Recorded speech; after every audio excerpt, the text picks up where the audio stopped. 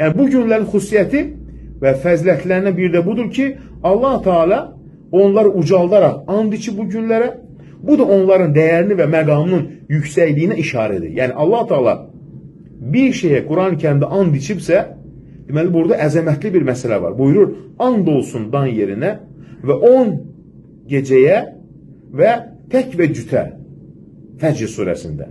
İbn Abbasdan gəlir rivayətdə buyurur ki, burada 10 nə gedir? Zilhiccə ayının ilk 10 günü. Düşünün.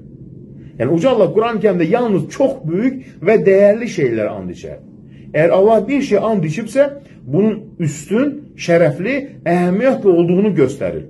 Zilhiccə ayının ilk 10 günü and içməsi də bu günlərin Allah katında nə qədər dəyərli olduğunu göstərir. Allah istədiyi yaradar və istədiyi şeyə üstünlük verək buyurur Qəsəs surəsində. Yəni, bu da bizə bildirir ki, bu günlərdə edilən ibadətlər, namaz, oruc, dua, zikir, sədəqə, salih əməllər digərlərindən daha qiymətlidir. Ona görə bu fürsəti insan nə etməlidir? Dəyərləndirməlidir. Yəni, bu günlər başqa bir fəzilətdəki salih əməllər, baxın, Allah dərgahında daha üstündür, Allaha yaxınlaşmaq üçün və duaların qəbulu üçün. Baxın, nə deyir Peyğəmbərimiz? Zilhiccənin ilk 10 günündən daha fəzilətli elə bir gün yoxdur. Bu günlərdə görülən salih əməllər Allah dərgahında ən sevimli əməllərdir. Baxın, ən sevimli əməllər.